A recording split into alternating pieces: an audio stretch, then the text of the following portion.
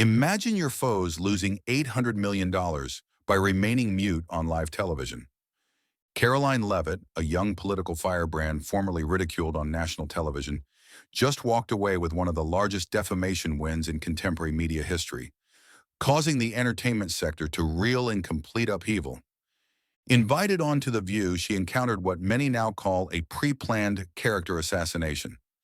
Attacked by Whoopi Goldberg, Joy Behar, and Sunny Hostin in a segment oozing with disdain, Caroline was ambushed live. But instead of snapping back, she did something no one anticipated. She secretly collected proof and then filed a lawsuit. What happened in court shocked the industry, exposing terrible behind-the-scenes manipulation and threatening to revolutionize how broadcast interviews are conducted forever. And that's only the beginning. Before we continue, kindly press the like button, subscribe to the channel, and activate the notification bell for updates. A well-rehearsed ambush on live television, a handful of snarky jabs and a few smirks. They believed they could ruin her. What started as a confident panel piling on a young political pundit turned into the first chapter of a story no one in the entertainment world saw coming. Once treated like political cannon fodder by The View co-hosts, Karoline Leavitt now holds one of the most astonishing legal victories in modern television history. An $800 million defamation case win that has left media celebrities, PR agencies, and daytime television bosses running for cover. It didn't happen overnight. It wasn't born out of rage, viral videos, or a controversy-fueled media tour. It happened quietly and methodically.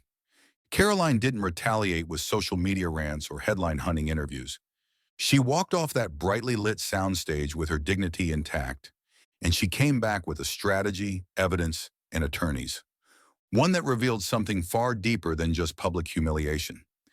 This isn't just a story about money, it's a story about unchecked media power. And the devastating price of character assassination, it's about how one woman, targeted by some of the most powerful voices in American talk television, used patience and precision to strike back, where it hurt most, in court. What makes this story even more thrilling is how few saw it coming. To many, Karoline was just another conservative guest on a liberal-leaning program, a face for the host to mock for cheap applause. But beneath her smile and unshaken composure during that now-famous interview was a deeper plan. One not born from vengeance, but from a pursuit of justice. Real justice. Backed by transcripts, internal memos, and most damning of all, evidence of purposeful collaboration blurring the lines between journalism and personal vendetta. The business is now on edge. A BC is in disarray. And the women who once mocked Karoline are facing a backlash so severe it could change daytime television forever. So how did we get here? How did one televised clip spark a courtroom war that shook The View to its core and shined a harsh spotlight on the ethical collapse inside media organizations? To understand, we must go back to when Karoline first accepted the invitation. She was no stranger to controversy. A former Trump White House staffer and a rising star among young conservatives, Karoline Leavitt had weathered plenty of media storms. Still, when the invitation to appear on The View came, the stakes were higher. This wasn't just cable news or a partisan podcast. The View was, and still is, one of the most watched daytime television platforms in America, wielding a cultural influence few others can match. Her team discussed the risks. Would it be a fair segment? Was it a setup? Was it a trap disguised as an opportunity? In the end, she agreed. Perhaps it was strategy. Perhaps it was hope. Or maybe Karoline believed that even across ideological divides, honest conversation was still possible. But what she entered wasn't a conversation. It was a well-orchestrated public shaming. The tone was set the moment she sat down. Questions disguised as attacks. Laughter masking mockery. Moments that could have been illuminating reduced to personal barbs. The hosts never let her speak uninterrupted. Her political credentials were ridiculed. Her appearance was mocked with sneers and pre-written comebacks. Her policy ideas were dismissed before she could even finish explaining them. For viewers at home, it was uncomfortable, the kind of discomfort that transcended political loyalties. It felt personal. It felt intentional. For Karoline, it wasn't just an uncomfortable interview. It was reputational murder. But then something unexpected happened. She didn't lash out. She didn't flood the internet with angry posts. Instead, she went away and did something even more risky. She built a legal argument. Over the next several months, Karoline and her legal team gathered everything: behind-the-scenes video, segment planning materials, correspondence between producers and hosts, internal ABC memoranda. What they found was worse than bias. It was intentional. A calculated effort to portray Karoline as a caricature instead of a guest. One producer allegedly called it soft character demolition. Another email reportedly had bullet points on how to undermine her credibility through sharp interruptions. These weren't just opinions being expressed on air. They were deliberate attacks, designed to make her seem untrustworthy and extreme, all before a live audience. The lawsuit was filed quietly at first, but when the court documents surfaced, so did the truth. And the country began to take a hard second look at what actually happened on that stage. The $800 million wasn't just about damages. It was about setting a precedent, a message to the media industry. Public figures, regardless of political stance, are still protected by the law. Smear campaigns are not immune just because they hide behind humor or opinion. Today, Karoline Leavitt's name is tied to media accountability. Her victory is being studied in boardrooms, law schools, and journalism programs across the nation. But this story is far from over. What Karoline uncovered in court may have been only the surface of a much bigger problem. Now, the question isn't just how she won, it's what she exposed, and why media insiders, from producers to anchors to PR reps, now behave as if they're next. Because the rules of the game have changed. For decades, daytime talk shows like The View operated in a gray zone, a place where opinion ruled and accountability often disappeared under the label of entertainment. Years of walking the line between journalism and performance art made them thrive on tension, conflict, and controversy. But what happens when that line gets crossed? When a guest isn't invited to converse, but to be publicly shredded for ratings? When ethical journalism is twisted into a blood sport, and hosts become performers reading scripts meant to humiliate, not enlighten? That's when Karoline Leavitt's story becomes bigger than just one guest. It becomes a warning, a symbol of a deeper sickness in media culture. Because what happened to her could happen to anyone who challenges mainstream narratives. Her decision to fight not in the court of public opinion, but in the real court of law, changed everything. Sources close to ABC say the choice to invite Karoline was about one thing: spiking the ratings. The show's numbers were stagnating. Producers thought bringing on a high-profile conservative voice would spark the viral moments they desperately needed. They didn't want a debate. They wanted a takedown, something to clip, something to trend on Twitter, something to set social media on fire. And for a few hours it worked. Sound bites spread, memes flooded the internet. But when the dust began to settle, a different conversation started. Reporters questioned the fairness of the interview. Legal experts warned about the consequences of treating a guest like a political enemy instead of a contributor. Media watchdogs began replaying the footage, contrasting the tone, the treatment, the setup. Political boundaries were shattered. The lawsuit followed. At first, it was dismissed. Critics called it performative, a political stunt. But as the documents were reviewed and the facts started to emerge, everything changed. Leaked internal memos, coordinated framing techniques. This wasn't just a guest segment gone wrong. It was a planned character ambush, live in front of millions with full network support. And the courts agreed. The legal victory sent shockwaves through the media world. Producers and hosts of late-night talk shows suddenly started rethinking their strategies. The old safety net of opinion wasn't enough anymore. Comments now had consequences again. Karoline's calmness during the interview wasn't weakness. It wasn't fear. It was strategy. She knew that reacting in anger would only confirm the stereotype they were trying to paint. Instead, she stayed composed, the calm before a legal storm. After the case, her lawyers revealed something chilling. Even before the taping, they were preparing for legal action. Karoline, having studied how other guests were treated, didn't just show up with talking points. She brought legal monitors, media analysts. They watched every move. They anticipated the trap. They prepared for it. And when the ambush came, it was almost textbook. Every smirk, every condescending laugh, every loaded question pretending to be fair, all recorded, all documented, all reviewed in court. That's what gave her case its unstoppable strength. It wasn't emotion, it was evidence. A precise timeline of deliberate moves meant to damage a person's public image. Karoline Leavitt didn't just sue and win. She ripped away the polished mask of broadcast discussion to reveal the machinery behind it.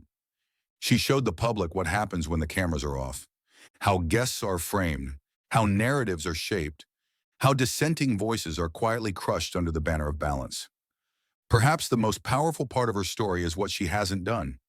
Karoline hasn't launched a revenge campaign. She hasn't gone on a media rampage against the women who mocked her.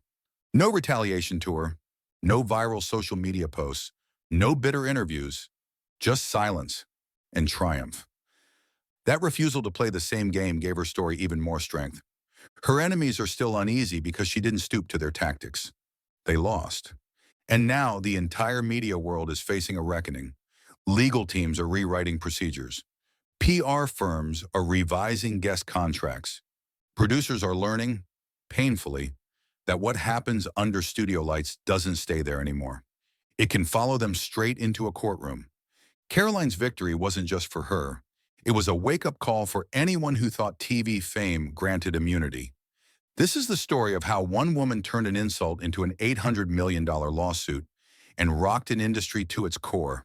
And trust me, what you're about to discover next will shock you just as much as it shocked the court. Before she became the face of one of the most dramatic lawsuits in television history, Karoline Leavitt was just a name in political circles, known in some, dismissed in others, rarely front and center. But all of that was about to change. To truly understand the weight of her $800 million legal victory against The View, we have to follow her journey. We have to go back. It begins in the quiet, rolling hills of New Hampshire, a place known as much for its stunning fall leaves as for its fiercely independent voters. Karoline Leavitt was born and raised there. It's where she learned the value of hard work, where she absorbed the stubborn resilience of small-town life, and maybe most importantly, where she learned that you don't have to shout to be heard. You just have to be unwavering and speak the truth. She didn't come from journalistic royalty. She wasn't born into a family of talk show regulars or politicians.